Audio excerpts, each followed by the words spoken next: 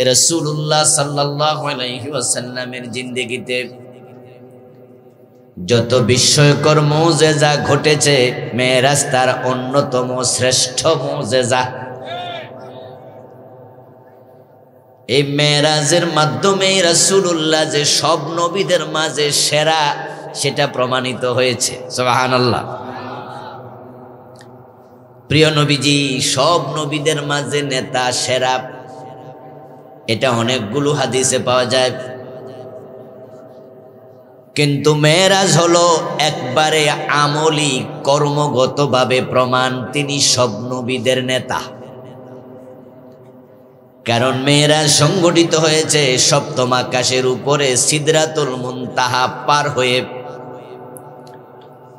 সশরীরে জীবদ্দশায় সজাগ অবস্থায়। এভাবে কোন নবীকে আল্লাহ তাআলা মেরাজে নেন নাই। শুধু একজন ব্যক্তির এভাবে মেরাজ হয়েছে, তিনি আমাদের নবী মুহাম্মাদুর রাসূলুল্লাহ সাল্লাল্লাহু আলাইহি ওয়াসাল্লাম। আমরা হাদিসে পেয়েছি আকাশে আল্লাহর নবীগণ আছেন। রাসূলুল্লাহ সাল্লাল্লাহু আলাইহি ওয়াসাল্লাম নিজেই বলেছেন, আমি যখন মেরাজের সফরে গেলাম, তখন আমি প্রথম আকাশে আমার ভাই, আমার নবী, আমাদের বাবা আদমকে পেলাম। বাবা আদম আকাশে শুধু নয়, দুনিয়া থেকে জীবিত আকাশে তুলে নিছেন হযরত ঈসা নবীকে। ঈসা নবী এখনো আকাশে আছে না নাই? রাসূলুল্লাহ বলেন, দ্বিতীয় আকাশে গিয়ে আমি পেলাম দুজন নবীর সাক্ষাৎ, একজন ঈসা আর একজন হযরত ইয়াহইয়া। তৃতীয় আকাশে গিয়ে আমি সাক্ষাৎ পেলাম হযরত ইউসুফের সাথে। চতুর্থ আকাশে যাওয়ার পরে সেখানে আরেকজন নবীকে পেলাম, তিনি হযরত ইদ্রিস আলাইহিস সালাম। পঞ্চম আকাশে গিয়ে সাক্ষাৎ পেলাম হযরত হারুনের সাথে সাক্ষাৎ হলো। ষষ্ঠ আকাশে যাওয়ার পরে নবী মূসার সাথে দেখা হলো। সপ্তম আকাশে গিয়ে দেখি ইব্রাহিম নবী বাইতুল মামুর মসজিদের সাথে হেলান দিয়ে বসে আছেন। সুবহানাল্লাহ। তাহলে আকাশের সফরে অন্য নবীরাও ছিলেন, রাসূল তাদেরকে পেয়েছেন। ইব্রাহিম নবীর সফর সপ্তম আকাশ পর্যন্ত শেষ, কিন্তু আমার রাসূলুল্লাহ সাল্লাল্লাহু আলাইহি ওয়াসাল্লামকে আল্লাহ তাআলা সপ্তম আকাশে নিয়ে সফর শেষ করেন নাই। কোরআনে আল্লাহ তাআলা বলেন, ওয়ালাকাদ রাআহু নাজলাতান উখরা ইনদা সিদরাতিল মুনতাহা। আমার প্রিয় নবী মেরাজের সফরে সিদরাতুল মুনতাহার কাছে জিবরিল আমিনকে তার সুরতে নিজস্ব আকৃতিতে আরেকবার দেখেছে। এই আয়াত প্রমাণ করে রাসূলের সফর সিদরাতুল মুনতাহার মাঝেও ছিল। ইব্রাহিম নবী সপ্তম আকাশে সফর শেষ, আর শেষ নবী মুহাম্মদ সাল্লাল্লাহু আলাইহি ওয়াসাল্লাম আরো উপরে গেলেন সিদরাতুল মুনতাহা। প্রিয় নবীজি সাল্লাল্লাহু আলাইহি ওয়াসাল্লাম আরো বলেন, সিদরাতুল মুনতাহার পরে আমি এমন এক জায়গায় উপনীত হলাম, যেখানে যাওয়ার পরে আমার কানের মাঝে কাগজ দিয়ে কলমে লিখতেছে এমন খসখস আওয়াজ ঢুকলো। ওই জায়গার নাম হচ্ছে মাকামু শরীফিল আকলাম। ওখানে যাওয়ার পরে আমি জিবরিল রে প্রশ্ন করলাম, আমার কানে কিসের আওয়াজ আসছে? জিবরিল আমিন জবাব দেন, হে নবী, এটা হলো ফেরেশতারা আল্লাহর নির্দেশে তার বান্দাদের তাকদীর লিখছে, সে তাকদীর লিখার আওয়াজ। প্রতিদিন পৃথিবীতে কত ঘটনা ঘটে, কত মানুষ চলে যায়, কত নতুন করে মানুষ আসে, কত পাহাড় জমিনে সাগরে মিশে যায়, আবার সাগরের মাঝে নতুন করে চর গজায়া যায়। কত কাঙ্গাল বাদশা হয়ে যায়, কত বাদশা জেলখানার কয়েদি হয়ে যায়। কুল্লা ইয়াউমিন হুয়া ফি শান। আল্লাহ তাআলা অলওয়েজ এভরি মোমেন্ট তিনি কর্মরত, তার নির্দেশ বাস্তবায়ন হচ্ছে, ফেরেশতারা সেগুলো লিখতেছে। ওয়া কুল্লা শাইইন আহসাইনাহু কিতাবা, ফেরেশতারা মানুষের আমলগুলো লেখে, সব কিছু আসমানে সিদ্ধান্ত হয়। এই যে আমরা মরে যাই, মৃত্যুর ফয়সালা জমিনে হয় না আসমানে? ইয়ামহুল্লাহু মা ইয়াশাউ ওয়া ইউসবিত ওয়া ইনদাহু উম্মুল কিতাব।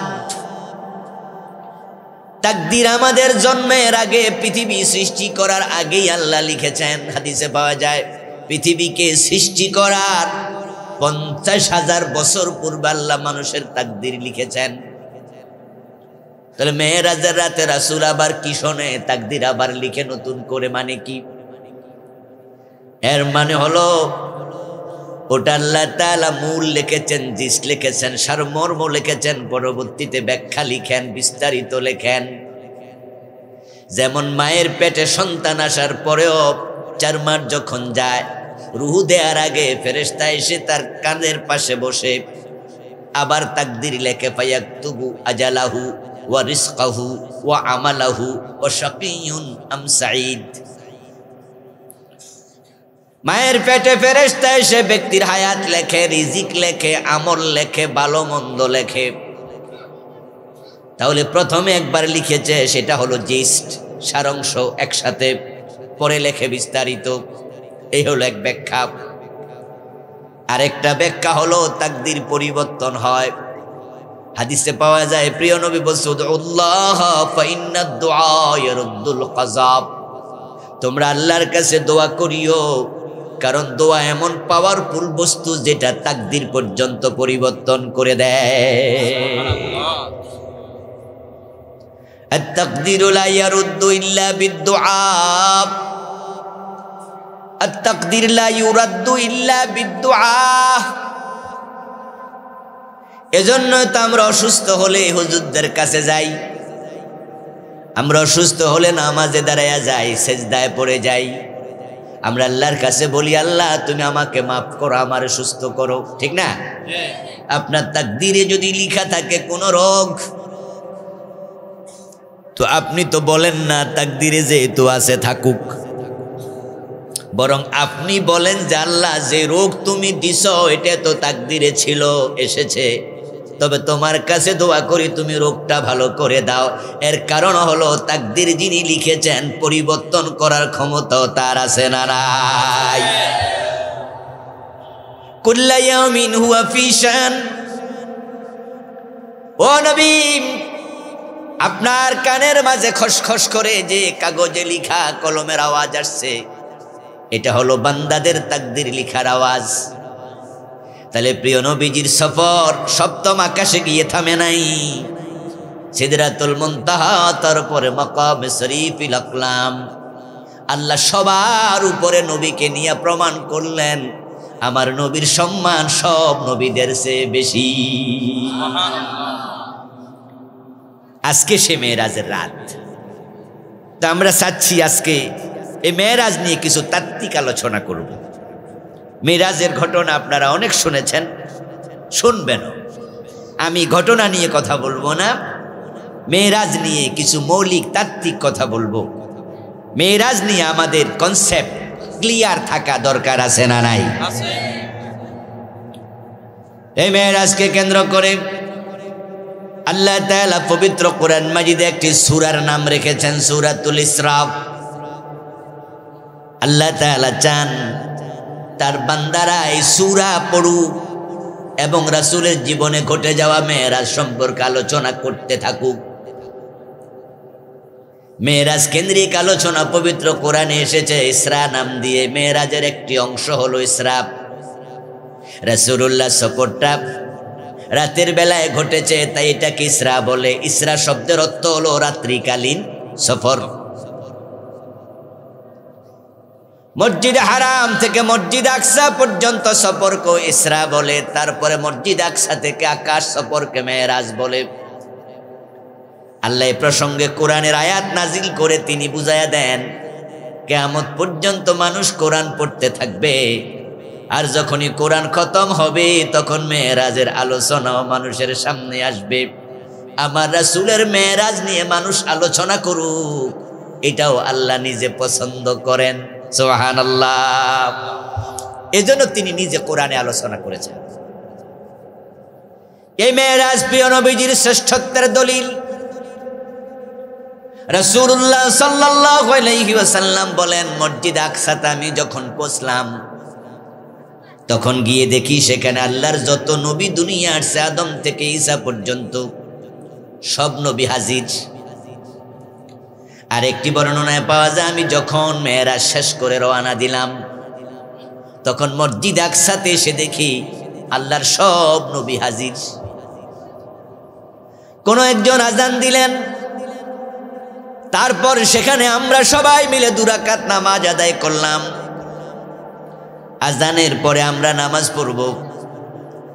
এখন কে ইমাম হবে আমরা অপেক্ষমান। মনে মনে আদম বাবা ইব্রাহিম ইমামতি করুক, তিনি হচ্ছে জাতির পিতা। হয়তো হযরত ইব্রাহিম মনে মনে ভাবে আদম প্রথম নবী, তিনি করুক। নবী মুহাম্মদ সাল্লাল্লাহু আলাইহি সাল্লাম ভাবে ইব্রাহিম নবী আমারও বাবা মুরব্বি করুক। এক একজন এক এক ভাবনা করছেন, কেউ সামনে যাচ্ছেন না। এই অবস্থায় জিবরাইল আমিন প্রিয় নবীর ডান হাত চেপে ধরে ইমামের জায়গায় দাঁড় করায়া দিয়ে বলে, ও নবী, আমার আল্লাহ বলছে আপনি ইমামতি করার জন্য। রাসূলুল্লাহ সাল্লাল্লাহু আলাইহি ওয়াসাল্লাম মেরাজের রাতে সব নবীর ইমাম হয়ে 2 রাকাত নামাজ পড়ালেন। এতে ডিরেক্ট কর্মগতভাবে আমলীভাবে প্রমাণ হলো আমার নবী আবু বকর ওমর ওসমানের শুধু ইমাম না, তিনি ইমামুল মুরসালিন, সব নবীদেরও ইমাম। মেরাজ খুব গুরুত্বপূর্ণ একটি ঘটনা। তবে আজকের এই যুগে এর আলোচনা হওয়া দরকার আগের তুলনায় বেশি। এর কারণ বর্তমান যুগ হচ্ছে বিজ্ঞানের যুগ। এখন আকাশ বিজ্ঞান নিয়ে যতটা গবেষণা হচ্ছে, আজ থেকে 200 বছর 300 বছর আগেও এত গবেষণা ছিল না। আজ থেকে 200-300 বছর আগে কি মানুষ চাঁদের দেশে গেছিল? এই যুগে গিয়েছে গত শতাব্দীতে। এবং কয়েকদিন আগে মানুষ মঙ্গল গ্রহে নভোযান পাঠাইছে। আমাদের বাংলাদেশের পক্ষ থেকে আকাশে একটা স্যাটেলাইট পাঠাইছে, আপনারা জানেননি? ওটার নাম কি?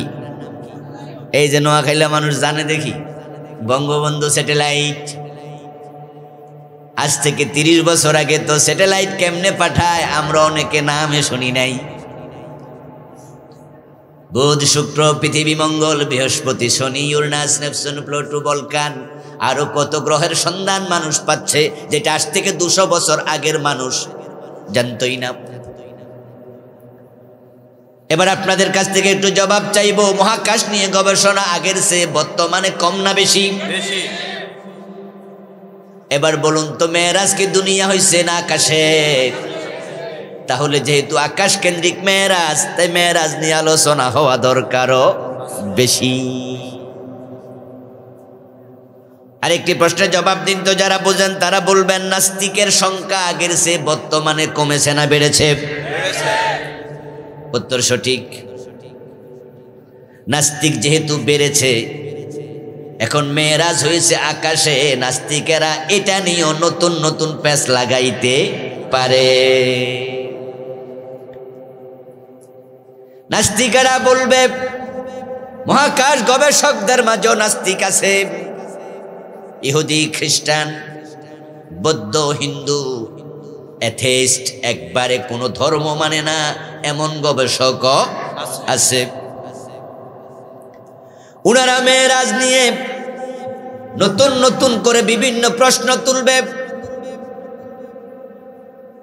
আর মহাকাশ বিজ্ঞানীদের এতটা প্রভাব পৃথিবীতে বর্তমানে তৈরি হয়েছে, তাদের কথা এখন মানুষ চোখ বন্ধ করে বিশ্বাস করতে শুরু করছে, এবং সেই প্রভাবটা আমাদের উপরও পড়েছে। মহাকাশ নিয়ে যা বলে আমরা কই ঠিক। যেমন আমি একটা প্রশ্ন করি, যারা জানেন জবাব দিয়েন। সূর্য বড় না পৃথিবী বড়? কে বড়? মাপসেননি তো কেমনে বুঝলেন? কয় যে বিজ্ঞানীরা কইছে, তাহলে চোখ বন্ধ করে আমরা বিশ্বাস করছি, কেউ মাইপা দেখি নাই। আরেকটা প্রশ্ন করি, জবাব দেন। পৃথিবীর তুলনায় সূর্য কত লক্ষ গুণ বড়? 13 লক্ষ। মাপছেন কেডা কেডা? হাত তোলা দেন। কেউ তো 12.5 লক্ষ বললেন না। আরে ভাই, কেউ তো 14 লক্ষ বললেন না যে পৃথিবীর তুলনায় সূর্য 14 লক্ষ গুণ বড়, 12.5 লক্ষ গুণ বড়। সবাই মিলে 13 লাখ বললেন কেন? মাপছেন না তো একজনও। বিজ্ঞানীরা যা কয় আমরা হুবহু তাই মুখস্থ করি, ঠিক না? তাহলে বিজ্ঞানীদের কথার প্রভাব এখন আমাদের উপরে এত বেশি, আমরা কেউ মাফি না। আর মাপমুখি দিয়া হিয়ানে যাইয়া মাফার শক্তি আমাদের নেই। বিজ্ঞানীরা বলেছে সূর্য পৃথিবীর থেকে 9,30,00,000 মাইল দূরে। আচ্ছা, আমরা কেউ ফিতা টিতা লইয়া মাপতে পারবো নি? এত বড় ফিতা কি আসেনি? আজামু কেমনে মাপতে? এজন্য মহাকাশ এমন একটা সাবজেক্ট যে ব্যাপারে আমাদের এলেম কালাম একবারে জিরো। ওরা যা কয় আমরা তাই বিশ্বাস করতে বাধ্য, কারণ তাদের কথা চ্যালেঞ্জ করার মতো শক্তি আমাদের নেই। কিছু কথা আছে যেটা আপনি মানতে বাধ্য। যেমন এই ভাইরে যদি আমি বলি, এই ভাই, পৃথিবীর মাঝখানটা কোন জায়গা বলেন তো? পৃথিবীর মধ্যখান। পৃথিবী যেহেতু গোলাকার কমলা লেবুর মতো একটা আল্লাহর মাখলুক সৃষ্টি, এটার একটা বেসাধ্য আছে, শুরু আছে, শেষও আছে। আচ্ছা, মাঝখানটা কোনটা? এই প্রশ্ন যদি আমি উনারে করি, উনি যদি চোখ বন্ধ কইরা 30 সেকেন্ড পরে চোখ খুইলা উনি কয়, হুজুর আমি যে খাড়াই রয়েছি এটাই হলো পৃথিবীর মাঝখান। এবার আমি যদি বলি ধর্মিয়া এসব ফাও কথা, উনি যদি কয় ফাও যে কথা, আপনি এটা প্রমাণ করেন আমি ফাও কইছি। উনি যদি আমারে কয় আমি যে ফাও কইছি আমার কথাটা ভুল, হুজুর তাহলে আপনি দেন তো পাই আপনি দেখান যে পৃথিবীর মাঝখানটা। আচ্ছা বলেন তা আমি পৃথিবীর মাঝখান মাপতে পারবো? তাহলে উনি যা কইছে এটা না মাইনা কোনো উপায় নাই। মহাকাশ বিজ্ঞান এমন একটি সাবজেক্ট যে সম্পর্কে ঢাকা ইউনিভার্সিটির বিসিও কিছু জানে না, হাটহাজারী মাদ্রাসার মুহতামিম সাহেবও কিছু, আমিও মহাকাশ সম্পর্কে জানি না, সভাপতি সাহেবও জানে না। তো যেহেতু সেই বিষয়ে আমাদের এলেম কালাম নাই, তাই আমেরিকার নাসার বিজ্ঞানীরা যা কয় আমরা চোখ বন্ধ করে মানতে বাধ্য। এখন ওই নাসার কোন নাস্তিক বিজ্ঞানী যদি প্রশ্ন তোলে, তোমাদের নবী মেরাজ করার জন্য আকাশে কেমনে গেল? আকাশে যাওয়ার জন্য তো রাস্তা লাগবে। এখন আকাশ পুরাটা সূর্য, চন্দ্র, তারকা, star, cluster, binary star, comet, event horizon, black hole, নিহারিকা পুঞ্জ, ছায়াপথ, এসবগুলো দিয়ে ভরপুর। তুমি কি রাতের আকাশ দেখনি? কত হাজার হাজার তারকা আকাশে। ওই তারকা কি কোনোদিন গণছ? না গণিনি। কেমনে গণবা? গণা সম্ভব নয়। কত কোটি কোটি তারকা। ওই তারকাগুলো তুমি দেখো ছোট, বাস্তবে ছোট নয়। এক একটা সূর্যের চেয়ে কোটি গুণ বড়। সূর্য পৃথিবীর তুলনায় 13 লক্ষ গুণ বড়। তো তোমার নবী সূর্য ভেদ করে, ওই তারকা ভেদ করে আকাশে কেমনে গেল? এটা সম্ভব না, কারণ সূর্যের ভিতরে তাপ আছে 1,40,00,000 ডিগ্রি। এটা ভেদ করে যাওয়া কোনো মানুষের পক্ষে সম্ভব নয়। সূর্যের ভিতরে যে তাপমাত্রা 1,40,00,000 ডিগ্রি, বিজ্ঞানীরা বলছে সেখান থেকে পৃথিবীতে তাপ আসে 36-37 ডিগ্রি। বাংলাদেশে চৈত্র মাসে আসে 39-40 ডিগ্রি। 40 ডিগ্রি তাপ যখন আসে তখন কুকুর পর্যন্ত জিহ্বা বের করে হাঁফায়। কুয়ার পানি, পুকুরের পানি পর্যন্ত গরম হয়ে যায়। টিনে ঘরের নিচে দিনে দুপুরে বসে থাকা যায় না। তালফাকা হাতে নিয়ে গাছতলায় বয়া বয়া বাতাস করা লাগে। অথচ তাপমাত্রা মাত্র 40, আর সূর্যের ভিতরে আছে 1,40,00,000। বিজ্ঞানীরা বলছে যেই পরিমাণ তাপমাত্রা দিলে পরে লোহা গলে মোম হয়ে যায়, সে তাপমাত্রা হলো 1536 ডিগ্রি। এই যে আমার সামনে লোহা আছে, স্ট্যান্ডার দাঁড়ায় আছে, এটা লোহা না, এটা 500 রড। এই 500 রড বা এই যেটা আছে এটা হয়তো 200 রড, 300 রড। আমরা যে লম্বা লম্বা রড দেখি, এগুলা কি খনি থেকে বের হয় না ফ্যাক্টরিতে বানায়? কে দিয়া বানায়? লোহা থেকে রড হয় নাকি? লোহা থেকে রড হয় তো। এখন এই লোহাগুলো বড় বড় কদ্দাই না আগুনের মাঝে দিয়ে দেয়, তারপর আগুনটাকে জ্বালায়। আগুনের তাপমাত্রা যখন 1500 ডিগ্রি পার হয়, তখন লোহাটা গলে মোম হয়ে যায়। এটা চাচের ভিতরে ঢোকে, তারপরে 200, 300, 500 রড তৈরি হয়। এখন ওই যদি তাপমাত্রা 2000 ডিগ্রিতে উত্তীর্ণ করা হয়, বাড়াইয়া দেয়া হয়, লোহা তাহলে গলে পানির মতো হইয়া এদিক সেদিক চলে যাবে। এটা দিয়ে আর রড বানাইতে পারবে না। যদি 2000 ডিগ্রি তাপমাত্রা দিলে লোহা পানি হয়ে যায়, 1,40,00,000 ডিগ্রি তাপমাত্রার সূর্য পার হইয়া তোমাদের নবী মেরাজে আসমানে গেল কেমনে? এগুলো ফাও কথা, মেরাজ মানি না। বলেন নাউজুবিল্লাহ।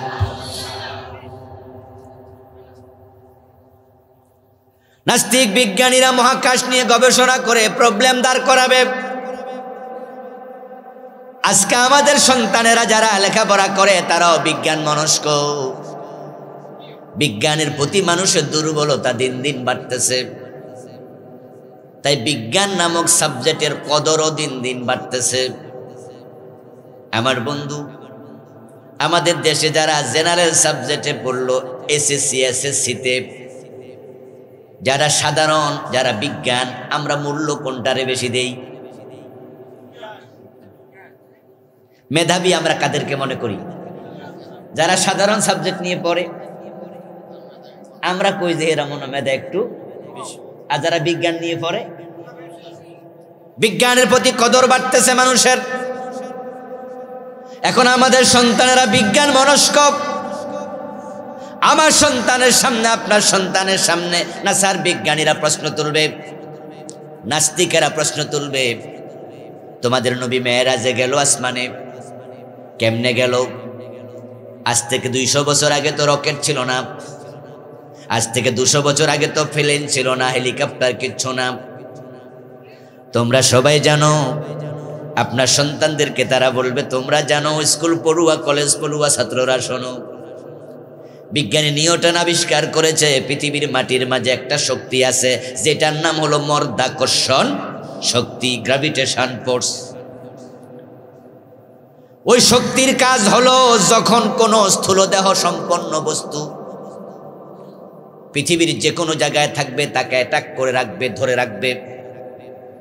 তাই আমি যদি আমার হাত ঘড়িটা উপরের দিকে ছুঁড়ে মারি, এটা কি উপরে চলে যাবে না নিচে পড়বে? নিচে পড়ার কারণটা কি? নিচে পড়বে কেন? কারণ জমিনের মাঝে একটা আকর্ষণ আছে না নাই? এটার নামে গ্র্যাভিটেশন ফোর্স, গ্র্যাভিটেশন পাওয়ার।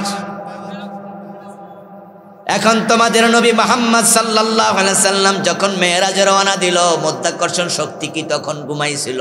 তোমাদের নবীকে আটকায়া ধরে রাখে নাই বুঝি?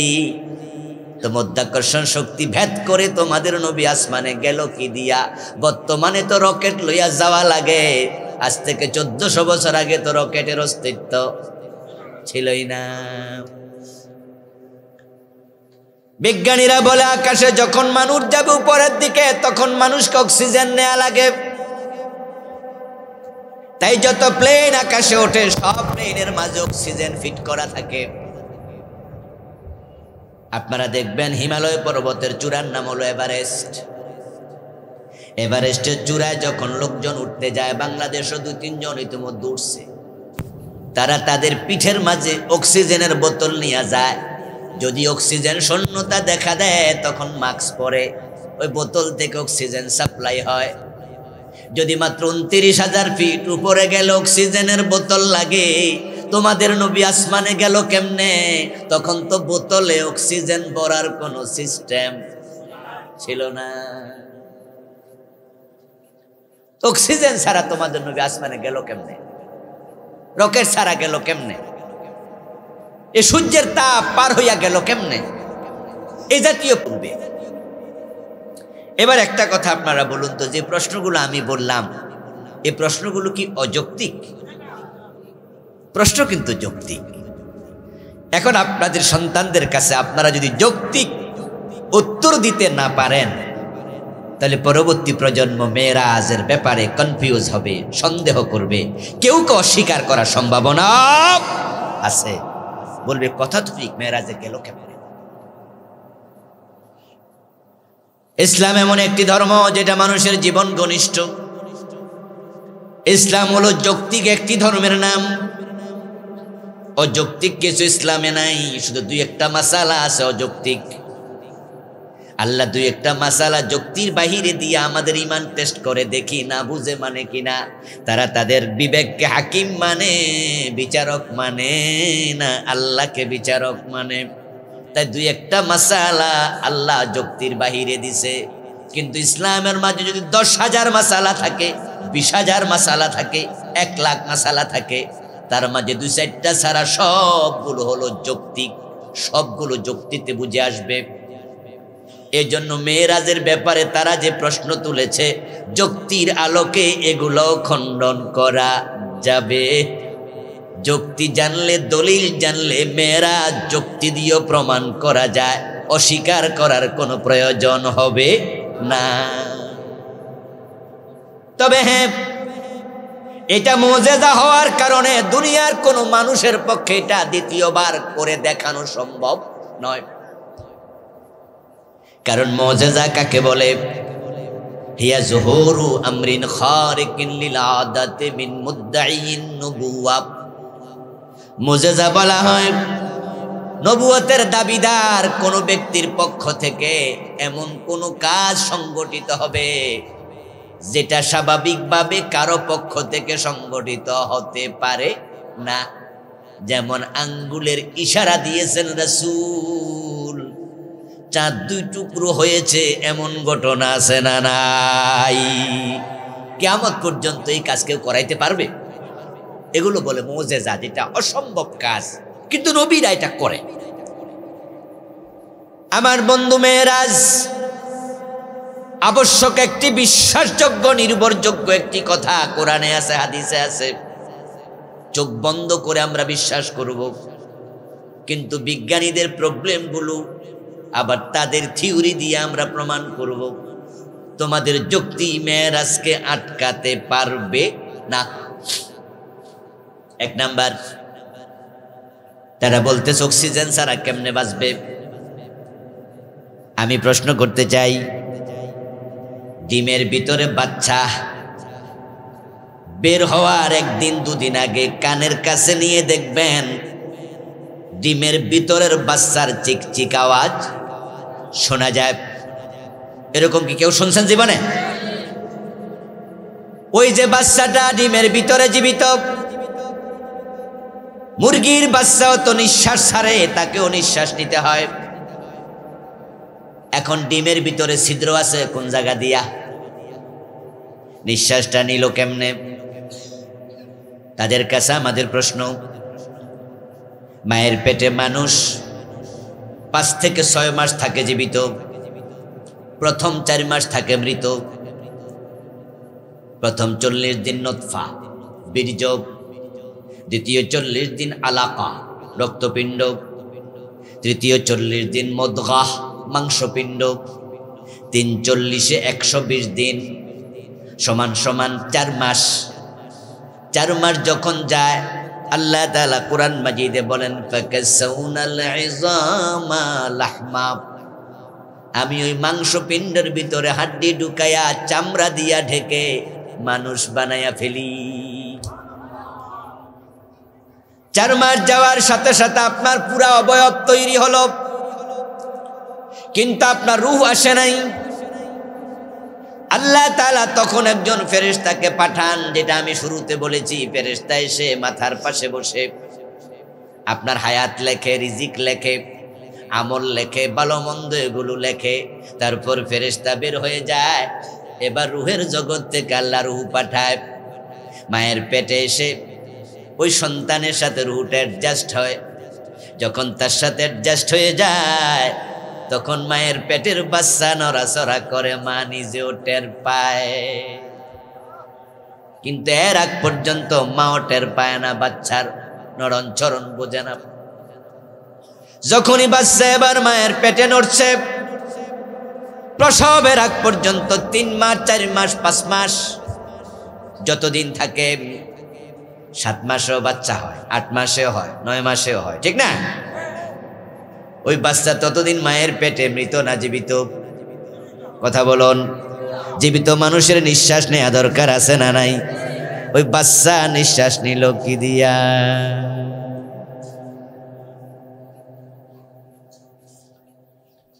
আমার প্রিয় ভাইরা, মায়ের পেটের বাচ্চা পানির মাঝে ডুবন্ত থাকে।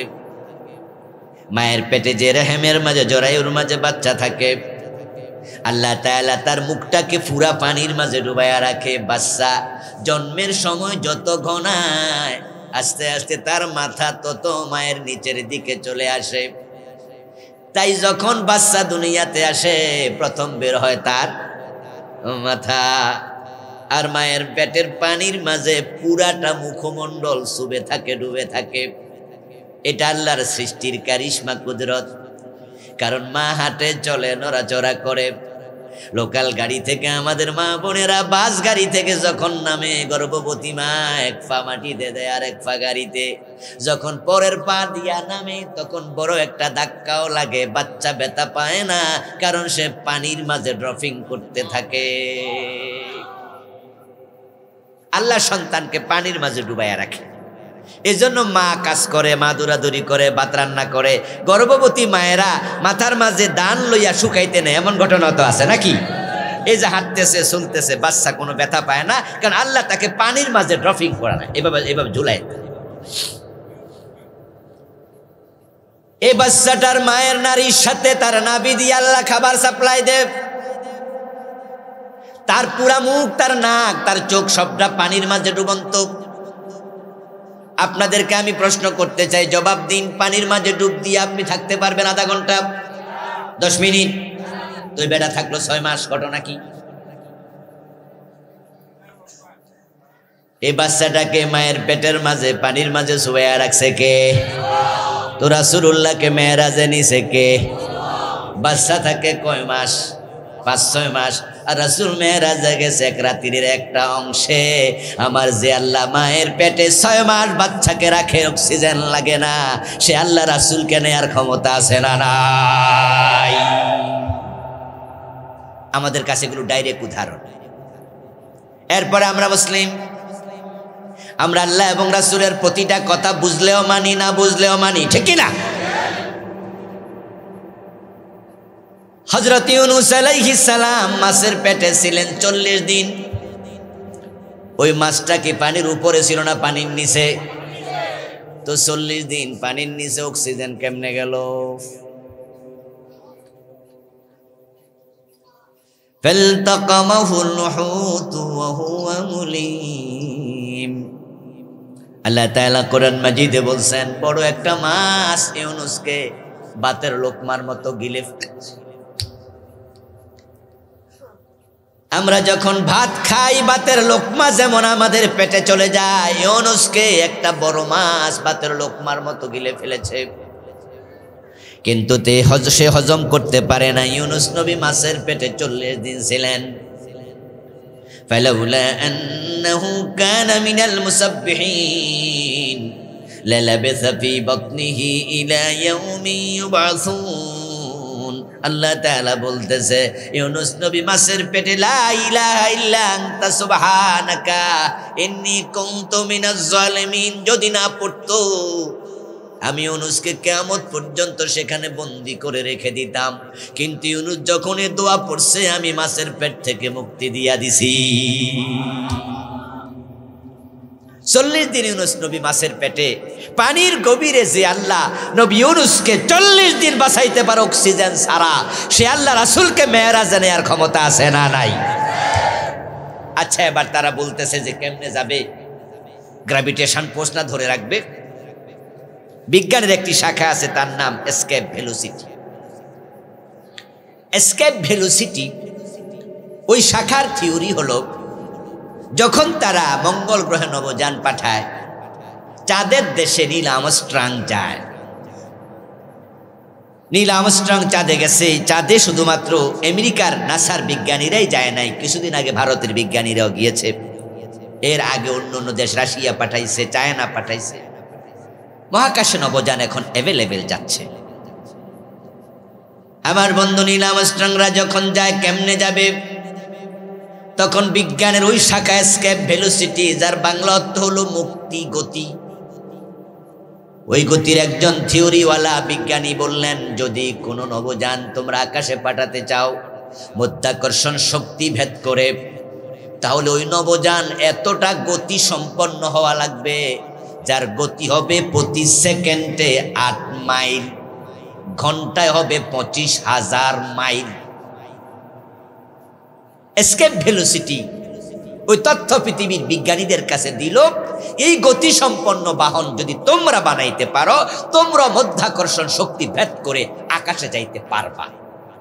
তারা চেষ্টা করলো, এমন তারা নবযান বানিয়ে ফেলল। 25,000 মাইল গতি হলে ঘন্টায়, তাহলে নবযান আকাশে চলে যাবে। ঠিক এখন অ্যাভেলেবেল যাচ্ছে। তাদের এই গতি, তাদের এই থিওরি আবার রাসূলের মেরাজের সাথে মিলান। আমার নবী বলতেছেন, আমার আল্লাহ আমাকে মেরাজে নেয়ার জন্য যে নবযান পাঠাইছে, এটার নাম হলো বুরাক। কি নাম? সবাই বলুন, কি নাম? বুরাক শব্দটি বারকুন থেকে এসেছে। বারকুন শব্দের অর্থ হলো বিদ্যুৎ। তাইলে রাসূলুল্লাহ যেই বাহনে করে গেছেন, ওটা ছিল বিদ্যুৎ গতির একটি বাহন। আর বিদ্যুতের গতি হলো, এই বিজ্ঞানীরাই বলতেছে, প্রতি সেকেন্ডে 1,86,000 মাইল। আচ্ছা, বিদ্যুতের গতি যে 1,86,000 মাইল প্রতি সেকেন্ডে, এটাকে আমরা হুজুররা কইছি? এটাও কারা বলছে? বিজ্ঞানীরা। বিদ্যুতের গতি প্রতি সেকেন্ডে 1,86,000 মাইল। আল্লাহর হাবিব যেই জানে করে গেলেন, বাহনে করে গেলেন, সেটা ছিল বুরাক।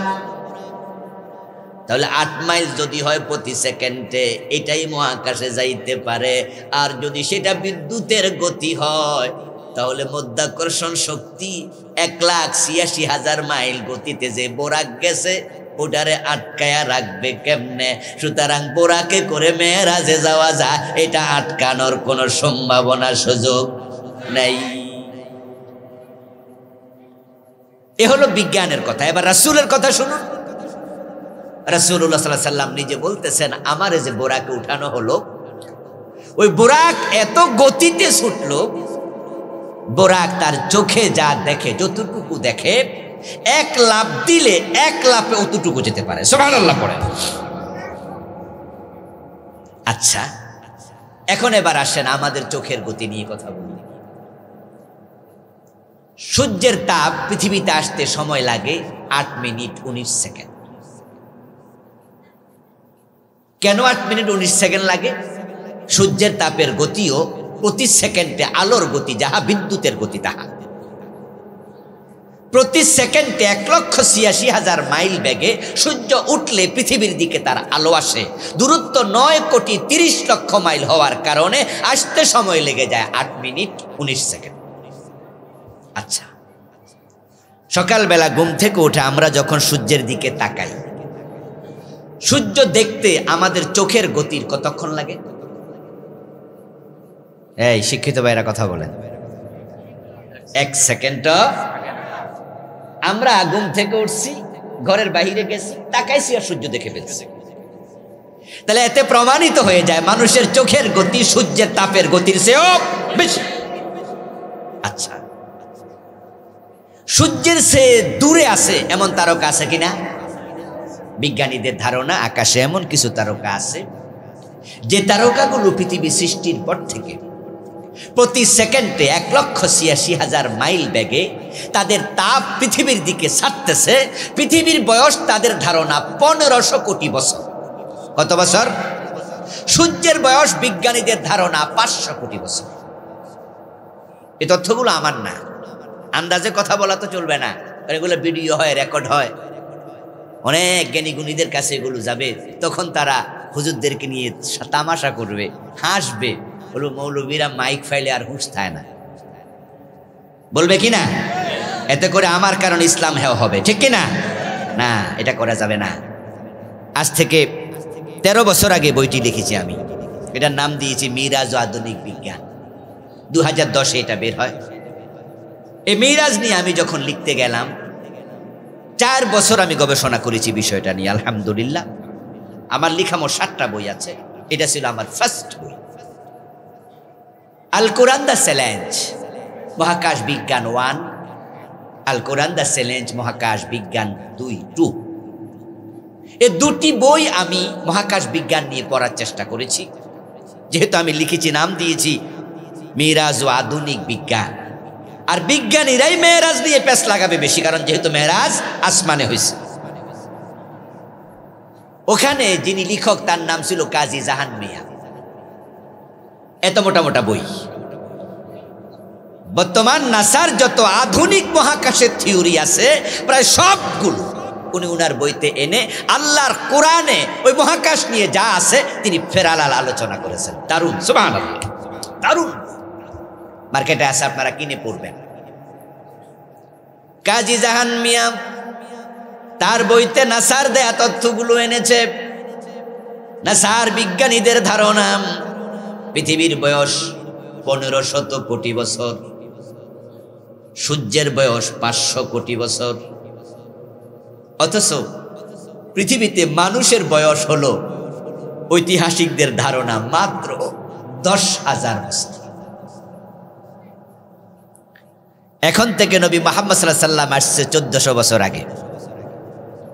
উনার আগে নবী ঈসা আসছিল 570 বছর আগে, নাকি?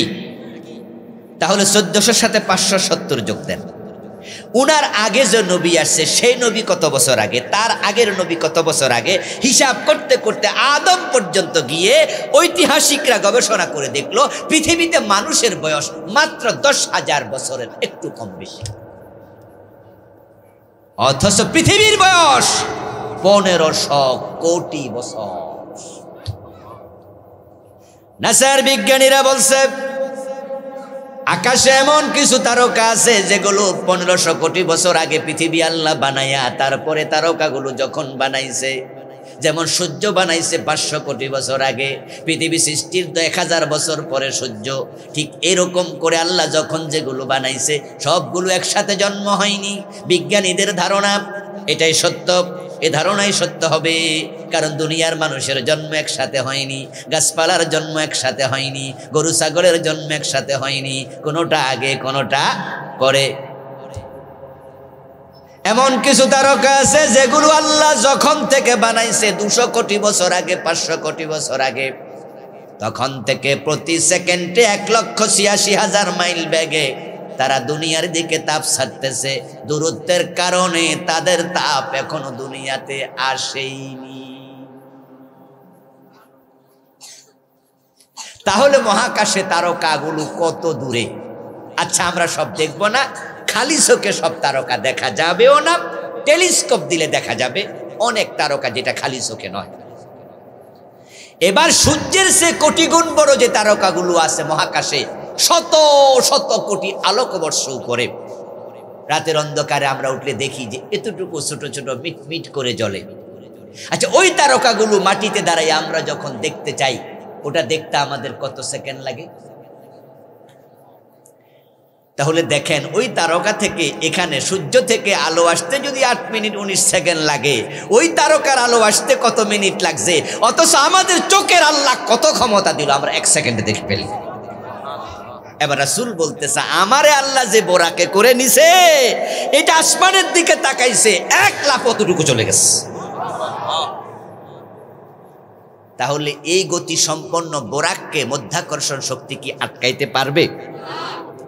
এজন্য আল্লাহ বলছে বারাকনা হাওলাহু, আমি আমার রাসূলকে মেরাজে নিয়েছি, ইসরা সফর করিয়েছি, রাতের বেলায় সফর করিয়েছি, সফরের রাস্তাটাকে আমি আল্লাহ নিজে বরকতপূর্ণ করেছি। আমার প্রিয় ভাইয়েরা, বিজ্ঞানীরা প্রবলেম সামনে আনবে, আমরা তার জবাব দিতে চাই। তারা বলে ওই সূর্য পার হলো কেমনে? ওখানে তো আছে অনেক তাপ, 1,40,00,000 তাপমাত্রার সূর্য। আমরা তখন বলবো নবী ইব্রাহিমকে 40 দিন আগুনের ভিতরে রাখছে কে? আচ্ছা, ইব্রাহিম আলাইহিস সালাম যে আগুনের ভিতরে ছিলেন, এটাকে আমরা বিশ্বাস করি? বিশ্বাস না করলে কি ঈমান থাকবে? তা আমরা তো সে মুসলমান, তোমরা আমাদেরকে কনফিউজ করতে পারবা না। তোমরা যতই কথা বলো, আমরা আবু বকরের মতো বিশ্বাস করব, প্রশ্ন ছাড়া ঈমান আনবো, ঠিক কিনা? ইব্রাহিম আলাইহিস সালাম আগুনের ভিতরে 40 দিন ছিলেন। উনি যখন আগুনে পড়ে যান, তখন তিনি আল্লাহ তাআলার কাছে যে কথা বলেছিলেন, তাফসীর ইবনে কাসির পড়তে এনেছেন, ইব্রাহিম নবী আগুনে পড়ার আগে বলছে, হাসবিয়াল্লাহু নি'মাল ওয়াকিল, নি'মাল মাওলা ওয়া নি'মান নাসির।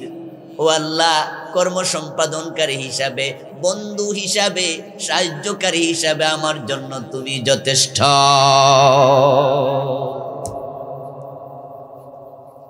আল্লাহ যখন দেখলেন আমার ইব্রাহিম, আমার উপরে তার ঈমান এতটাই বেশি পাকাপোক্ত, আস্থা এত বেশি, তখন আল্লাহ বলে, আমি কি বলছি শোনো, কুল্লা ইয়া নারু কুনি বারদাও ওয়া সালামান আলা ইব্রাহিম। সুবহানাল্লাহ পড়েন। কুল্লা, আমি বললাম ও আগুন, আমার ইব্রাহিম তোমার মাঝে আসতেছে, কুনি বারদা, আগুন তুমি ঠান্ডা হয়ে যাও। সুবহানাল্লাহ পড়েন। আগুন কি তার স্বভাবগতভাবে ঠান্ডা না গরম? আগুনের চরিত্র কি ঠান্ডা না গরম? আল্লাহ বলে চরিত্র চেঞ্জ করো, চেঞ্জ ইউর ক্যারেক্টার। কুনি বারদা, তুমি ঠান্ডা হও, 180 ডিগ্রি উল্টে যাও। কোরআন খুব সুন্দর একটি কিতাব, এর বালাগাত, এর ফাসাহাত, এর সাহিত্যমান, এর শব্দের জাদুকরী স্পর্শ, ছন্দ, কল্পনাতীত, আনপেরালাল। দেখেন, ইব্রাহিম যখন আগুনে পড়ছে, তারা যখন ইব্রাহিম আলাইহিস সালামকে আগুনে ফেলে দিচ্ছে, ইব্রাহিম আলাইহিস সালামের গায়ে কি কুরিয়ার কম্বল ছিল? আমাদের মতো কোটমোট ছিল? এখন তিনি যদি আগুনে পড়ে আর আগুন ঠান্ডা হয়, শীতে কষ্ট লাগবে না? এই জন্য আল্লাহ কয় বারদাও ওয়া সালাম, বারদাও ওয়া সালাম। ও আগুন, বেশি ঠান্ডা হইস না, আমার ইব্রাহিম কষ্ট পাবে। এই জন্য এমন ঠান্ডা হ যেন আমার ইব্রাহিম আরাম পায়। সুবহানাল্লাহ। নাতিশীতোষ্ণ, গরমও থাকিস না, কষ্ট পাবে, ঠান্ডা হইস না, কষ্ট পাবে, এমন হ আমার ইব্রাহিম যেন মজা পায়। সুবহানাল্লাহ। হায়াত পেয়েছিলেন নবী ইব্রাহিম 250 বছর, লম্বা হায়াত পেয়েছেন। 250 বছর, 175 বছর উনি বেঁচে ছিলেন।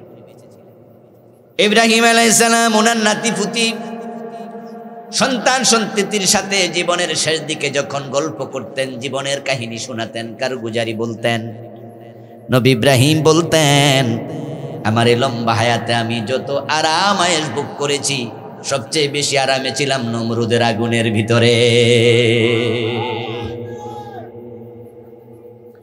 আচ্ছা, যে আল্লাহ ইব্রাহিম নবীকে 40 দিন আগুনের ফেরের ভিতরে রাখছে, ওই আল্লাহ নবীকে মেরাজে নিতে পারে কিনা? আমার ভাইরা, মেরাজের ব্যাপারে কোনো কনফিউশন থাকা যাবে না, সন্দেহ থাকা যাবে না। মেরাজ কি মিথ্যা না সত্য?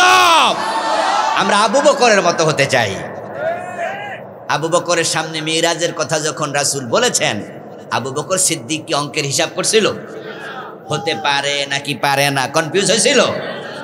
হাদিসে কি পাওয়া যায় শুনুন। রাসূলুল্লাহ সাল্লাল্লাহু আলাইহি ওয়াসাল্লাম মেরাজের কাহিনী যখন বললেন, সর্বপ্রথম মেরাজের প্রথম শ্রোতা ছিল আবু জেহেল, আল্লাহর দুশমন আবু জেহেল। মেরাজের প্রথম শ্রোতা কিন্তু মুসলমানরা ছিল না। আল্লাহর হাবিব সাল্লাল্লাহু আলাইহি ওয়াসাল্লাম মেরাজের যে রাতে হলো, যেমন এই যে আজকে রজব মাসে 26 তারিখ দিবাগত রাত, ঠিক এই টাইমে কিন্তু মেরাজ তখন চলছে। সুবহানাল্লাহ পড়ে। কারণ মেরাজটা শুরু হয়েছিল মূলত সালাতুল আতামার পরে। তখন তো ইশারের নামাজ ছিল না, নামাজ তো ফরজ হলো মেরাজে যাওয়ার পরে, আসার পথে, নাকি? তো রাসূল যখন রওনা দিলেন, হাদিসে পাওয়া যায় প্রিয় নবী সাল্লাল্লাহু আলাইহি সাল্লাম বলেছেন, এ বইতে আমি মেরাজ নিয়ে 41টি হাদিস এনেছি। তো হাদিসগুলো পড়ছি, লিখেছি, আলহামদুলিল্লাহ এগুলো তাজা আছে আমার। প্রিয় নবী বলেছেন যে আমি সলাতুল আতামা পড়ে এশারের টাইমে 2 রাকাত নামাজ রাসূল পড়তেন অভ্যাসগতভাবে। ঘুমানোর আগে আল্লাহকে সেজদা দিয়া 2 রাকাত পড়ে ঘুমাতেন। ওই টাইমটাকে বলা তো সলাতুল আতামার টাইম, ইশারের টাইম যেমন আমরা বলি। প্রিয় নবীজি বলেন যে আমি আমার স্বাস্থ্য বোন উম্মে হানির ঘরে ঘুমাইছি। সলাতুল আতামার পরে ঘুমালাম। তারপর জিবরিল আমিন 2জন ফেরেশতা সাথে নিয়ে আসলো। আনা বাইনাল আন-নাওমি ওয়াল ইয়াকজা, আমি খুব ঘুমের ঘোরে বিভোর নই, আবার আমার চক্ষু দুটা খোলা নয়। আমি সজাগও না, আবার আমি ঘুমে বিভোরও না, এর মাঝামাঝি অবস্থায় আমি টের পাচ্ছিলাম জিবরিল আমিন এসে 2জন ফেরেশতা নিয়া আমাকে একবারে বিছানা থেকে এইভাবে তোলা দিয়া নিয়া হাতিমে কাবা শোয়া দিছে। হাতিমে কাবা শোয়া জিবরিল আমিন আমার একবারে কণ্ঠনালী থেকে শুরু করে নাভি পর্যন্ত পুরাটা কাইটা ফেললো, আমার কলবটা বের করলো, জমজমের পানি একটি স্বর্ণের পাত্রে রেখে আমার কলবটা ভালো করে ধুয়ে মুছে পরিষ্কার করে দিল। মুহাদ্দিসগণ বলেন মানবীয় যত দুর্বলতা ছিল, হ্যাক, হাসাদ, ক্রোধ, গজব, এগুলো আল্লাহর হাবিব একজন মানুষ হিসাবে উনারও মেজাজ থাকতে পারে, উনারও মেজাজ ক্রোধ থাকতে পারে। মানুষ হিসাবে উনার অন্তরেও অন্যান্য মানুষের মতো মানবিক যে গুণগুলো আছে থাকতে পারে। এই জন্য আল্লাহ তাআলা চাইলেন যে না, মানবিক দুর্বলতা আমার নবীর ভিতরে আমি থাকতে দেব না, তাই সফরের আগে জিবরিলকে দিয়া পরিষ্কার করে দিলেন। সুবহানাল্লাহ। তারপরে এবার 2টা পাত্র আনলেন জিবরিল আমিন। একটা পাত্রে ভর্তি ছিল ঈমান, আর একটা পাত্রে ভর্তি ছিল হিকমা। আমার কলবের মাঝে ঢেলে দিলেন, আমার কলবটাকে ঈমান এবং জ্ঞানে পরিপূর্ণ করে দিলেন। তারপরে এবার আমার কলবটা যে জায়গায় ছিল সেখানে রাখলেন। ফাতবাকাহু, তারপর বুকের মাঝে এভাবে হাত দিয়া জিবরিল আমিন হাতটা মুছে নিলেন, আমার বুকটা জোড়া লেগে গেল। তারপর সেখান থেকে বোরাকে করে আমি মেরাজে চলে গেলাম। ফাতাইতু মক্কাতা ক্বাবলা সুবহ, তারপর মেরাজ শেষ করে আমি সুবহে সাদেকের পূর্বে মক্কায় ফিরে আসলাম। মক্কায় ফিরে এসে আমি ঘর থেকে গিয়ে হাতিমে কাবায় দাঁড়ালাম। এর মাঝে পাশ দিয়া হেঁটে যাচ্ছে আল্লাহর দুশমন আবু জেহেল। সে হাঁটতে গিয়ে আমারে দেখে বলতেছে, ভাতিজা কি খবর, নতুন কোনো নিউজ আছে নাকি? তুমি তো আমরারে নতুন নতুন কত খবর শোনাও। আমরা জন্ম থেকে জানি আমাদের খোদার সংখ্যা হলো 360। লাত আমাদের খোদা, মানাত আমাদের খোদা, উজ্জা আমাদের খোদা, হুবল আমাদের খোদা, ইয়াসাফ আমাদের খোদা, নায়েলা আমাদের খোদা। আমাদের মক্কার ভিতরে বাহিরে, আল্লাহর ঘরের ভিতরে বাইরে 360 খোদার দেবতা আছে। আর তুমি হঠাৎ কইরা মক্কা এসে বলো লা ইলাহা ইল্লাল্লাহ, আল্লাহ মাত্র কয়জন? তুমি দাবি করলে এক খোদা, আর কোনো খোদাই নাকি নাই? আমরা জানি মানুষ মরে যাবে শেষ, আর তুমি বলতেছো না মরার পরে নাকি আবার জীবিত হওয়া লাগবে, তারপরে নাকি জীবনের হিসাবও দেয়া লাগবে। 2-10 বছর আগে কি করছি আমারও তো মনে নাই, এসব হিসাব নেবে আবার কে কে মনে রাখবে? কত নতুন নতুন খবর তুমি দেও। ও বাতিজা, সকালবেলা দাঁড়ায় আসো, হাতিমে কাবাতে নতুন কোনো খবর আছে নাকি? মানে রাসূলুল্লাহকে একটু মশকরা করছে। এ ভাতিজা কি খবর? আল্লাহর হাবিব বলে, চাচা ইন্টারেস্টিং খবর আছে, খুব দারুণ খবর আছে। আবু জেহেল বলে, কি খবর? কই যে গত রাতে আমি মসজিদে আকসায় গেছি। সুবহানাল্লাহ পড়েন। তারপরে সেখান থেকে আকাশ, সেখান থেকে সিদরাতুল মুনতাহা, তারপরে জান্নাত, জাহান্নাম, জাবারুত, মালাকুত। আরে আল্লাহ, ভাতিজা থামো, এত লাগবে না, আসমান টাসমান বাদ দাও। মসজিদে আকসায় কালকে রাতে গেছো, আবার রাতে রাতে ফিরছো? বলে, হ্যাঁ চাচা, এসব সাদেকের আগে ফিরছে। আবু জেহেল কয় এতদিন ধইরা পাগল কই, পাবলিক খায় না, বিশ্বাস করে না, আজকে হে এমন কথা শুনাইতাছে, আজকে হে নিজের লোকেরাও পাগল বলবে। নাউজুবিল্লাহ পড়েন।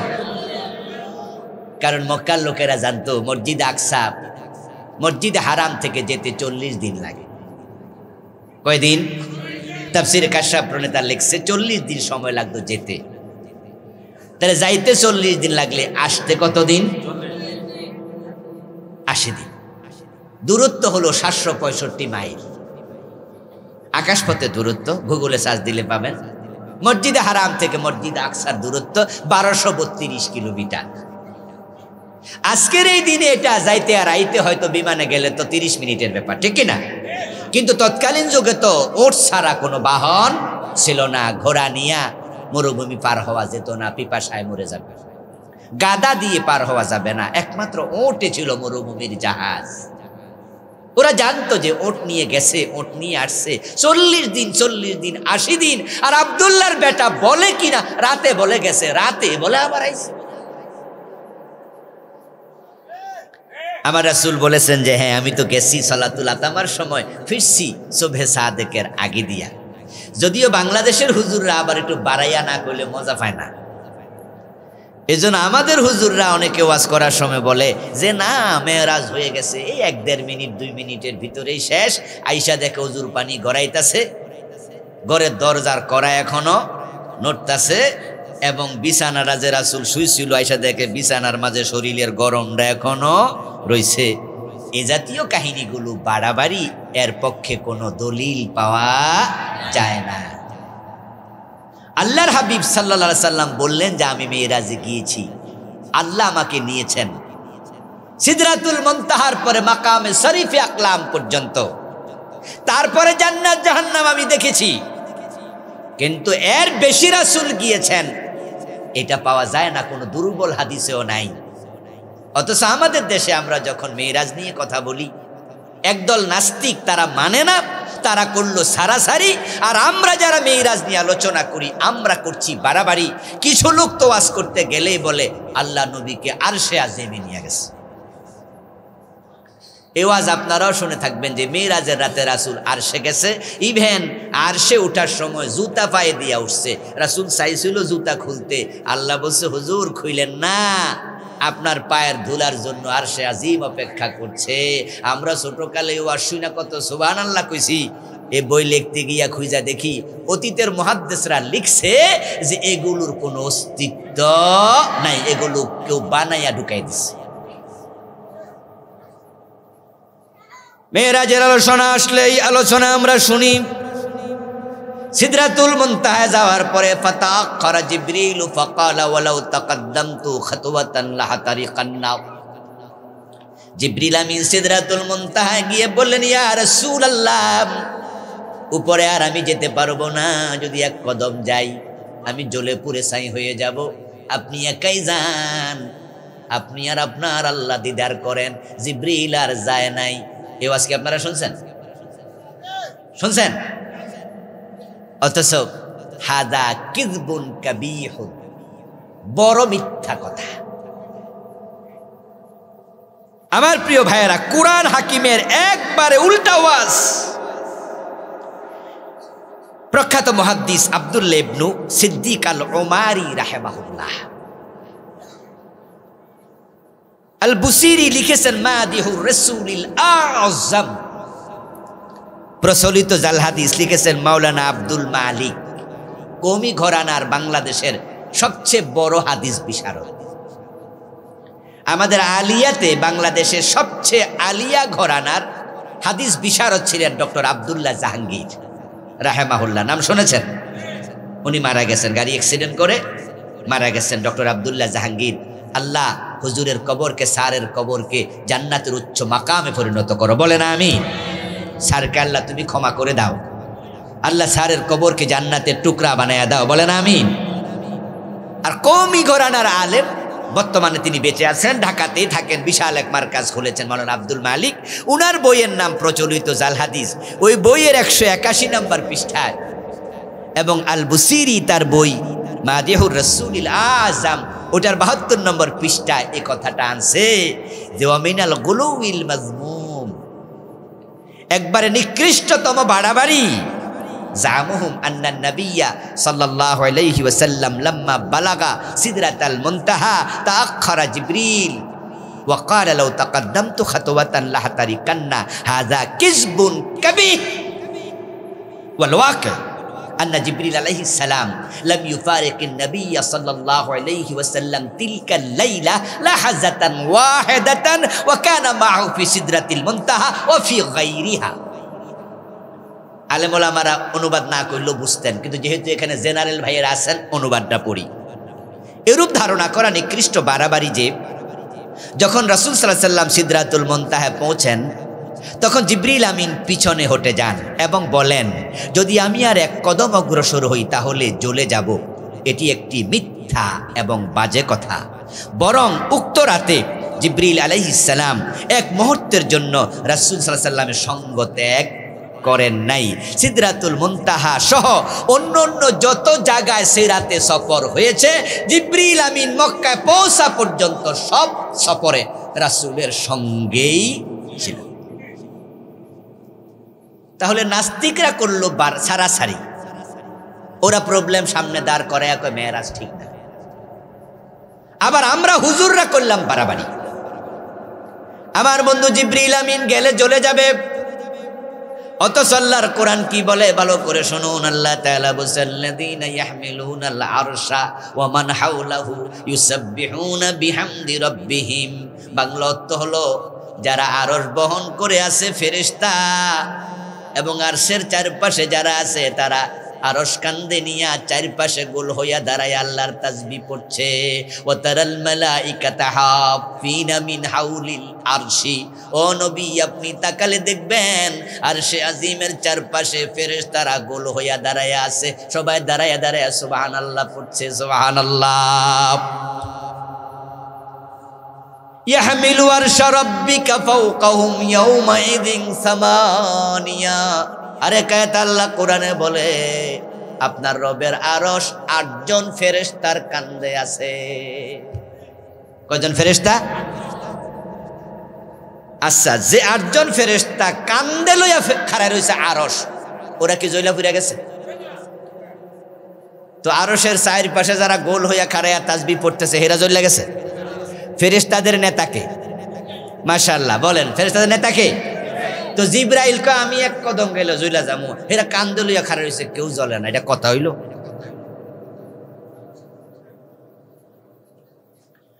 মেরাজের ব্যাপারে আরো অনেক উদ্ভট আলোচনা আছে।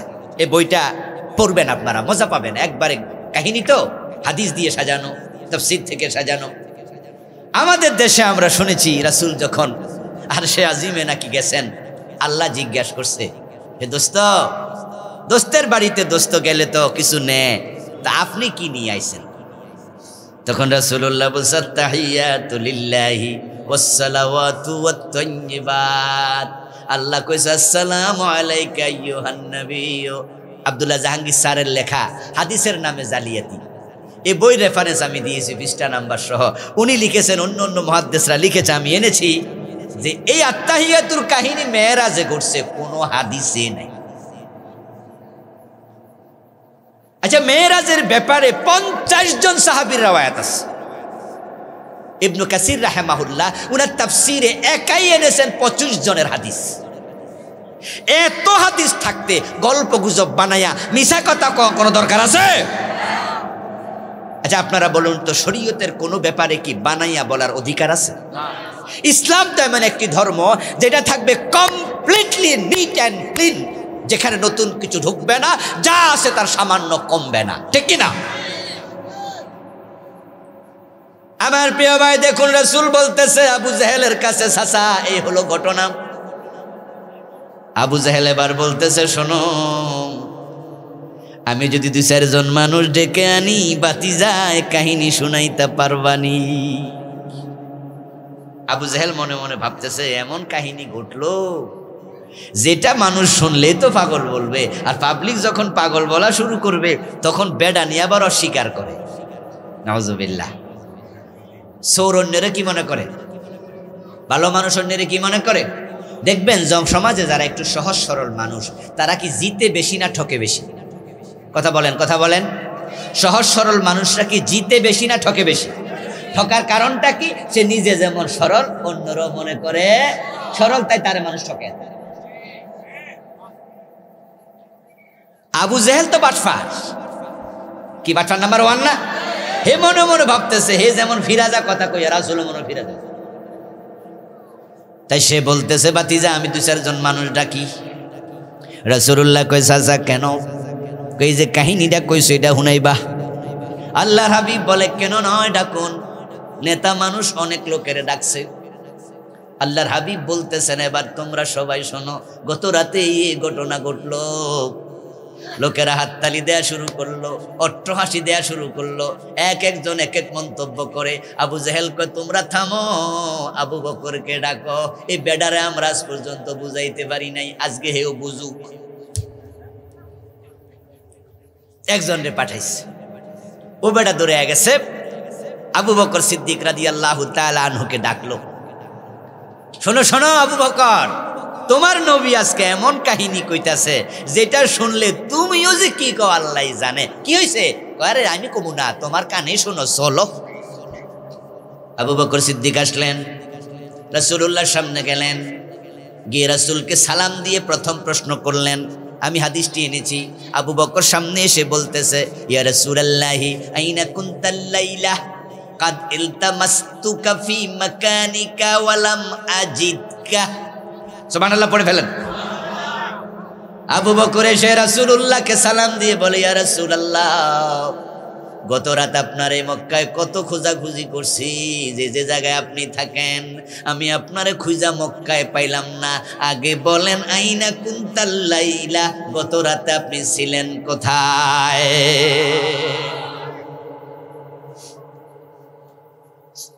আবু জেহেল তো কয় কি রে ফেসানা লেগে যাইতেছে।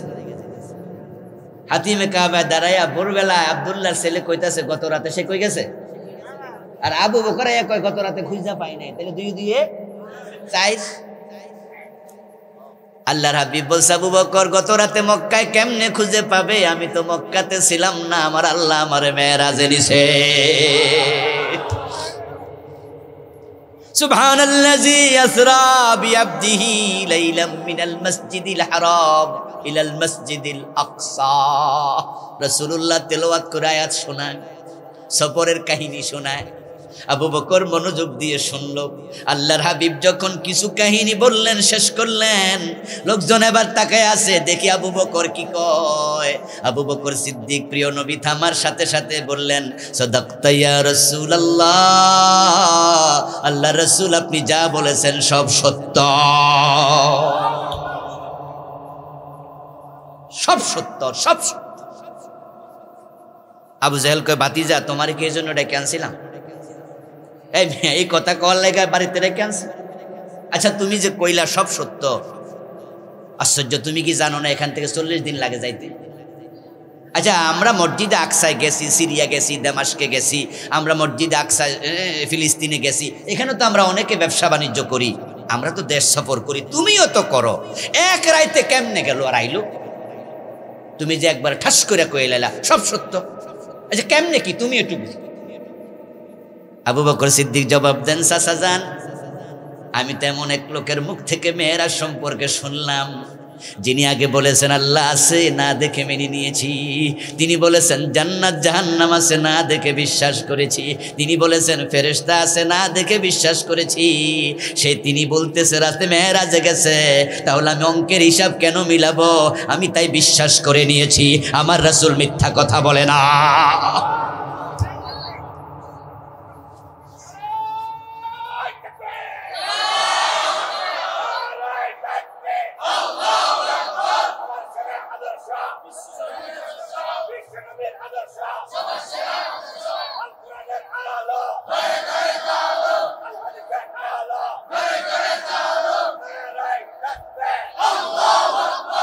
আমার বন্ধু প্রথম পর্বে আবু জেহেল ফাঁস না ফেল? কি চাইছিল ফাঁস করতে? দরাটা খাইলে আবু বকরের কাছে। আবু বকর এমন সুন্দর করে গোছায়া গাছায়া মারছে পুরা গোট। আবু জেহেল লজ্জা পেয়ে গেল, কিন্তু আবু জেহেলের দলের মাঝে সেখানে একটা বান্দর টাইপের লোক ছিল, বড় ধূর্ত। তার নাম ছিল মুতঈম ইবনে আদি। কি নাম? মুতঈম। এটা কাফের, এর নাম মুখস্থ না করলেও কিচ্ছু আসা যায় না, সাহাবী হইলে মুখস্থ করাই দিতাম। মুতঈম ইবনে আদি দেখলো তাদের নেতা আবু জেহেল ধরাশয়ী হয়ে গেল। আজকে মুহাম্মাদুর রাসূলুল্লাহ সাল্লাল্লাহু আলাইহি সাল্লামকে পাগল বানাইতে চাইছিলাম, পারলাম না রে। তাই সে আবার সবাইকে কয় থামো থামো, যদি গত রাতে বাতিজা মুহাম্মদ ইবনে আব্দুল্লাহ মসজিদ আকসায় যায় তাহলে আমার কিছু কথা আছে তার সাথে। আবু জেহেল দেখলো যে বড় চালাক লোক, সে নিশ্চয়ই এমন কোন কথা কইব এটা থেকে মুহাম্মদ আজকে আর বাঁচতে পারবে না। এই সবাই থামো, সবাই থামো, মুতিম কথা বলুক, মুতিম কথা বলুক। মুতঈম ইবনে আদি এবার বলতেছে, মসজিদ আকসায় তো আমরাও গেছি, হয়তো কেউ 2 মাস আগে, কেউ 6 মাস আগে, কেউ 2 বছর আগে, কিন্তু বাতিজা তুমি গেছো গত রাতে, তাহলে মসজিদ আকসার ব্যাপারে তোমার এলেম খুব তাজা। যদি গত রাতে গিয়ে থাকো বলো তো মসজিদ আকসার দরজা জানালা কয়টা? قال النبي صلى الله عليه وسلم سألوني عن أشياء ولم أثبت عليه। তারা আমারে এমন প্রশ্ন করলো যার উত্তর আমার জানা নাই। ফাকারিবতু ফাকুরিবতু কুরবাতান ফাকারিবতু কারবাতান, এমন বিপদে পড়লাম মা কারিবতু মিসলাহু কাত্তু, এরকম বিপদে আমি জীবনে কোনোদিন পড়ি নাই। কারণ আমি যদি বলি দরজা জানালা কয়টা জানি না, তার হাততালি দিয়ে বলবে যাওও নাই, জানবা কেমনে? কথা বোঝেন নাই? মানে ওই বেটা মতিম তো চাইছে রাসূলের মুখ দিয়ে এই কথাটাই বাইর হোক। এই যে আজকের মাহফিলে সভাপতি সাহেব সভাপতিত্ব করতেছে, আগামীকাল উনি ওনার বের বাড়িতে বেড়াইতে যাবে, বেড়াইতে গিয়া গল্প করতে গিয়া বলল যে বেই সাহেব কালকে আমাদের গ্রামে মাহফিল হয়েছে, সভাপতি কিন্তু আমি ছিলাম। ওই ব্যয় যদি কয়েক শাসছে কাম, আমনে সভাপতি কোন কি এলাকায় কি আর মেম্বার চেয়ারম্যান বড় বড় কেউ নাই নাকি? উনি বলে আরে মিয়া আমি কি ছোট নাকি? আচ্ছা ঠিক আছে, আপনি যদি বড়ই হন সভাপতি হন, বরং তো মাহফিল প্যান্ডেলের লাইট আছিল কয়টা? সভাপতি কি লাইট গনছে? এটা উনার কাম। আচ্ছা ব্যয় যদি এ প্রশ্ন করে এইটা ঠেকানোর জন্য করে নাই? তো মুতঈম ইবনে আদিও জানে মুহাম্মদ ইবনে আব্দুল্লাহ যদি গত রাতে মসজিদ আকসায় যায়, কিন্তু এমন প্রশ্ন করবো যে উত্তর দিতে। এখন একটা পথ আছে আন্দাজা কইয়া দেওয়া। রাসূল যদি বলতো মোট জানালা আছে ৬৭টা, দরজা আছে ২৩টা, বিশ্বাস না হইলে গণ্যা চাও, আন্দাজে একটা কথা বলা যায়। এবার আপনারা বলুন তো আমার নবী কি আন্দাজে কথা বলে? নবীর জন্য কি সাজে? যদি আমরা হুজুররা কত কথাই তো আন্দাজে কই, সাপের কিসা, ব্যাঙ্গের কিসা, বাঘের কিসা, মাহফিলে আসলে এমন ওয়াজও করে যেটা হাদিসেও নাই, কোরআনও নাই, ইতিহাসের বইতেও নাই। সাবধান, সব বক্তা সকল আলেম ওলামাদের খেদমতে আরজ করছি, আপনার মুখ থেকে যে কথা বের হবে সাবধানে বলবেন, প্রতিটি কথার হিসাব আল্লাহর কাছে আখেরাতে দিতে হবে। মা ইয়ালফিযু মিন কাউলিন ইল্লা লাদাইহি রাকীবুন আতীদ। ইসলামের নামে বিশেষ করে বানিয়ে কোনো কথা বলা যাবে না। আমার রাসূল তো বানিয়ে কথা বলতেন না। মা ইয়ানতিকু আনিল হাওয়া ইন হুয়া ইল্লা ওয়াহয়ুন ইউহা, ওহী ছাড়া রাসূল তো কথা বলতেন না। এখন মসজিদ আকসার দরজা জানালা কয়টা রাসূল তো জানে না, তাই তিনি বলেন এমন বিপদে পড়লাম, যদি বলি জানি না তাও বিপদ, আর মিছা কথা কওয়ার সুযোগ নাই, কইলে এটাও তো বিপদ। এখন কি করি কি করি?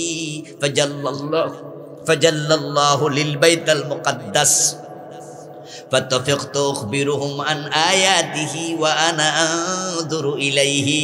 হঠাৎ করে দেখি আমার আল্লাহ জিবরিল আমিনের হাতের তালুতে পুরা বাইতুল মুকাদ্দাস পাঠাইয়া দিছে। ফাজাল্লাল্লাহু লিল বাইতুল মুকাদ্দাস, ডাইরেক্ট আল্লাহ আমার সামনে তুলে ধরছে। জিবরিল আমিন আমার সামনে বাইতুল মুকাদ্দাস হাতের তালুতে এনে আবার ঘুরাইতেছে। ফাতাফিকতু আখবিরুহুম আন আয়াতিহি ওয়া নাউযুরু ইলাইহি, আমি এবার চোখে দেখে দেখে গনে গনে বলতে শুরু করেছি। আমার প্রিয় ভাইয়েরা, রাসূলুল্লাহ সাল্লাল্লাহু আলাইহি ওয়াসাল্লাম উনি বলতে পারলেন না, বিপদে পড়লেন, নিজে বলছেন, সহিহ মুসলিমের হাদিস। এতে প্রমাণিত হয় তিনি গায়েব জানতেন না। গায়েব জানলে বিপদে পড়তেন না। গায়েব জানলে জিবরিল আমিন বাইতুল মুকাদ্দাস হাজির করার প্রয়োজন ছিল না। অথচ আমাদের একদল ভাই কয় রাসূল গায়েব জানে, আবেগ দেখাচ্ছে, অথচ গায়েবের মালিক শুধু কে? গায়েব শুধু কে জানে? এটা আল্লাহর সিফাত, অন্যকে শামিল করলে শিরক হবে।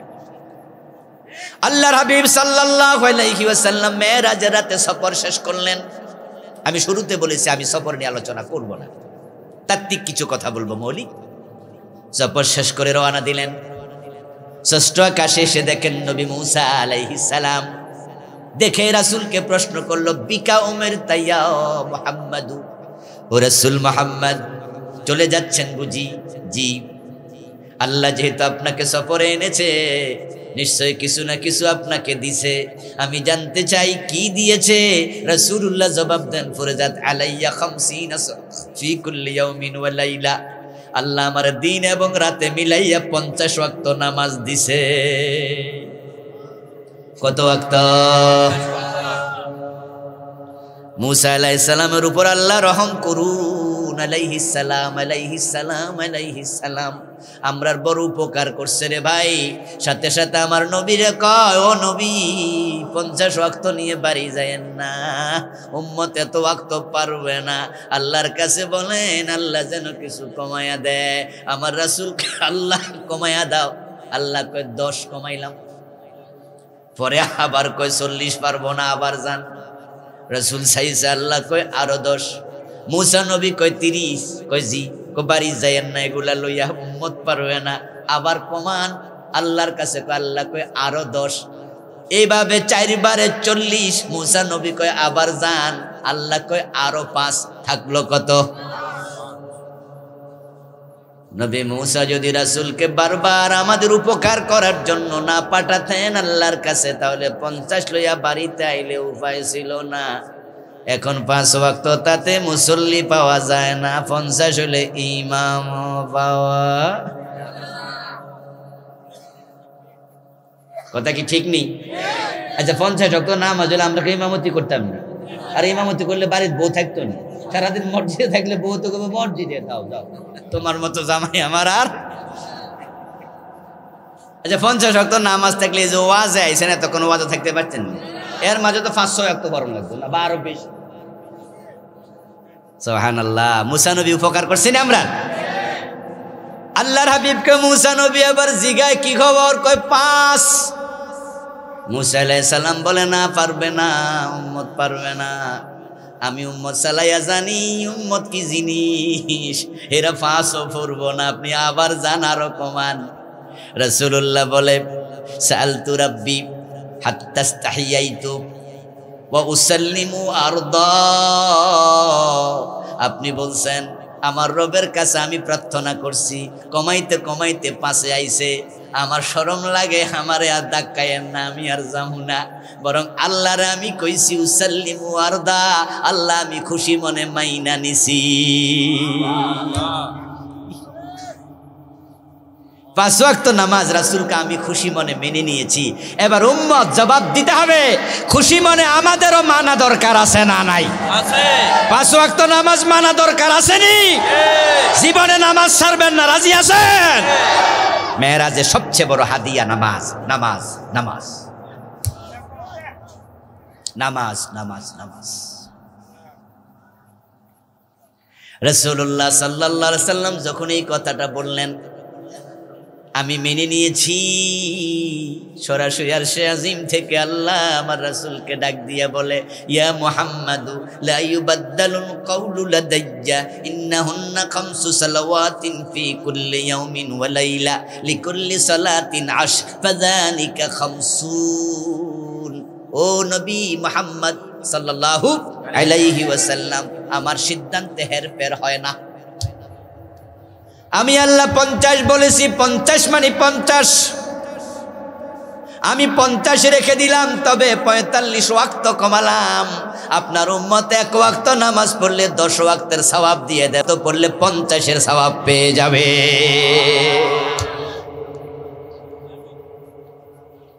আল্লাহর সাথে রাসূলের যে কথা হলো, ওই হাদিস তার প্রমাণ।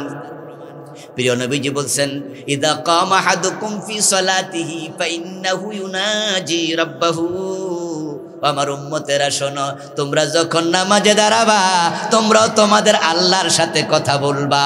ইদা ক্বালা আলহামদুলিল্লাহি রাব্বিল আলামিন ক্বালা তাআলা হামিদানি আবদি। ইদা ক্বালা আর রহমানির রহিম ক্বালা তাআলা আসনা আলাইয়া আবদি। ইদা ক্বালা মালিকি ইয়াউমিদ্দিন ক্বালা তাআলা মাজ্জাদানি আবদি। বান্দা এক আয়াত পড়ে আল্লাহ আরশ থেকে জবাব দিয়ে কথা বলে। নামাজ আল্লাহর সাথে বান্দাকে কাছাকাছি নিয়ে নেয়। আমার প্রিয় ভাইরা, নামাজের ব্যাপারে যত্নবান হবেন। এই মেরাজের রাত আজকে যাচ্ছে।